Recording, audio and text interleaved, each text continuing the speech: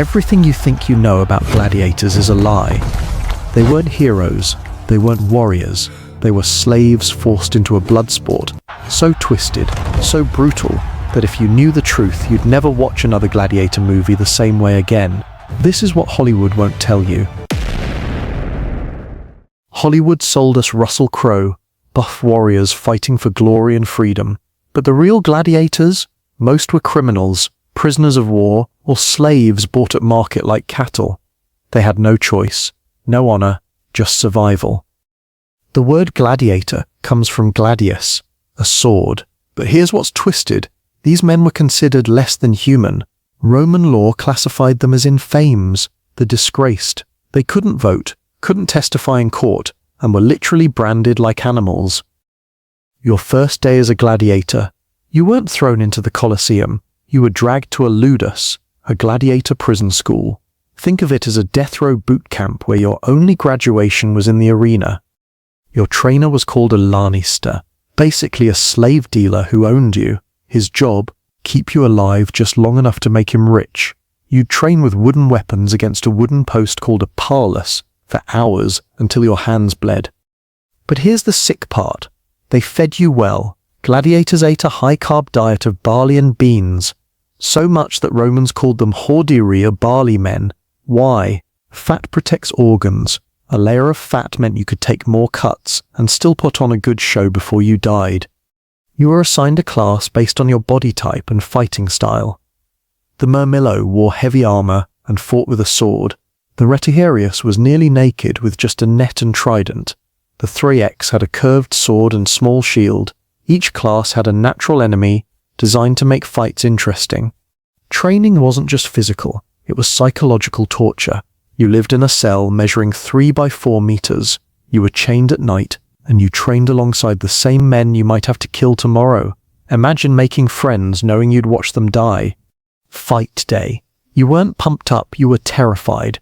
Before entering the arena, gladiators would undergo a probatio armorum, a weapons inspection.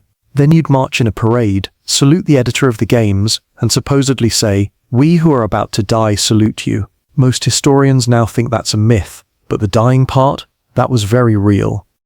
Here's what Hollywood gets wrong. Most fights weren't to the death. Gladiators were expensive to train. Killing them all would be like demolishing Ferraris for entertainment. Death rates were probably around 10 to 20%. But here's the catch. That still meant 1 in 5 fights ended with someone dead. The famous thumbs down for death? Probably wrong.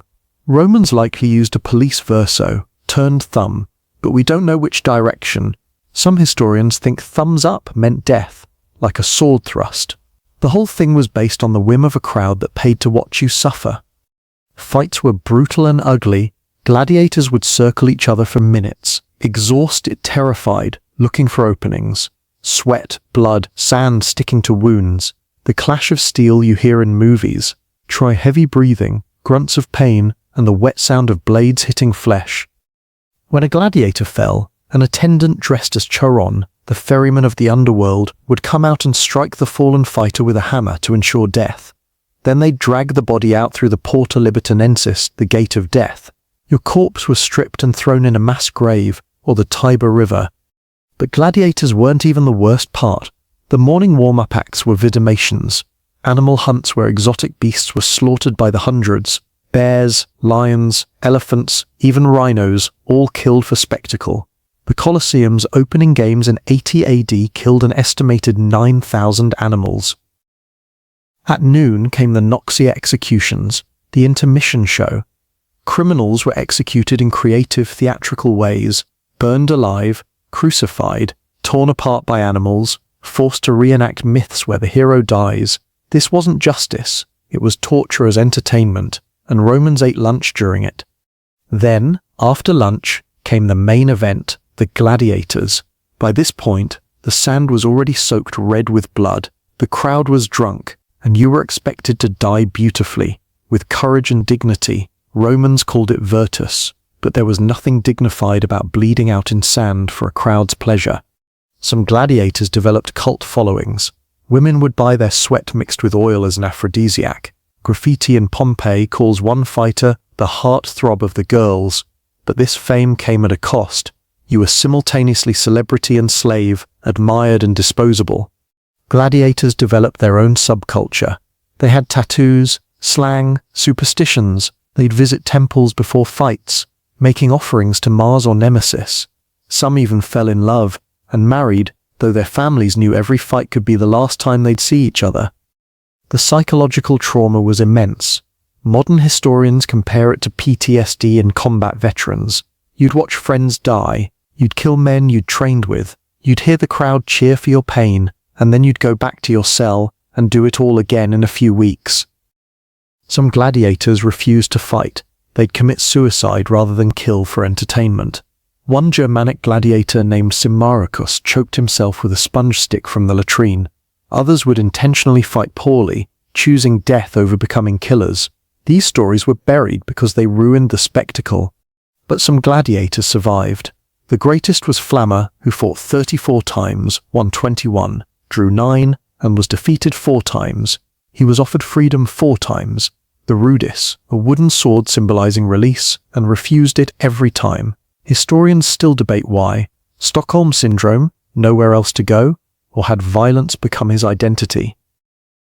Spartacus is the most famous gladiator in history, but not for fighting in the arena. In 73 BC, he led a slave revolt that terrified Rome. Starting with 70 gladiators, his army grew to 120,000 slaves. They defeated Roman legions multiple times. It took Rome 2 years and their best generals to crush the rebellion. After Spartacus was defeated, Rome crucified 6,000 rebels along the Appian Way, one every 40 meters for 120 miles. The message was clear: rebellion means death. But Spartacus became a legend. He proved gladiators weren't just entertainment, they were human beings capable of fighting for freedom. Here's something Hollywood ignores: female gladiators existed. Called gladiatresses, these women fought in the arena, often against other women or dwarfs for novelty. A marble relief found in London shows 2 female fighters named Amazon and Achillea who fought to a draw. They were rare, controversial, and eventually banned in 2000 AD. Female gladiators were seen as even more scandalous than male ones. Upper-class Roman women would sometimes volunteer to fight a transgressive thrill that horrified conservative Romans. The historian Juvenal wrote about a senator's wife fighting in the arena, calling it a sign of Rome's moral decay. Gladiator games were incredibly expensive political tools. A single munus, a gladiatorial show, could cost a politician the equivalent of millions of dollars. They weren't just entertainment, they were propaganda. Emperors used them to distract from economic problems and show their power. Bread and circuses keep the people fed and entertained, and they won't revolt. The economics were brutal. A top-tier gladiator might be worth 500,000 sesterces, about $2 million today. If you killed an opponent, you had to compensate the owner, so fights were choreographed to be exciting, but not necessarily lethal. It was WWE before WWE, minor theatre with real consequences. The Colosseum itself was an engineering marvel designed for death. It had an elaborate underground system called the hypogeum, a network of tunnels, trapdoors, and elevators that could raise animals, scenery, and fighters dramatically into the arena. The floor could even be flooded for mock naval battles. If you survived a fight, you'd see a gladiator medic. These were actually some of the best doctors in Rome.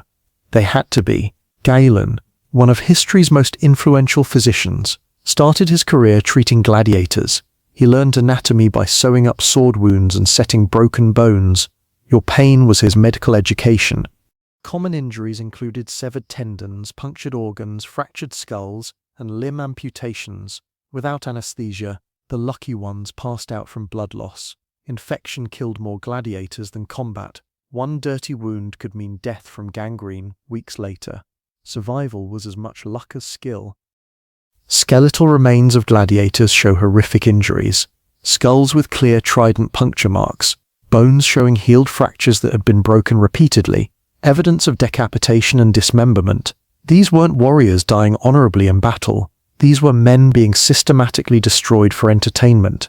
As Christianity spread through Rome, attitudes toward gladiator games shifted.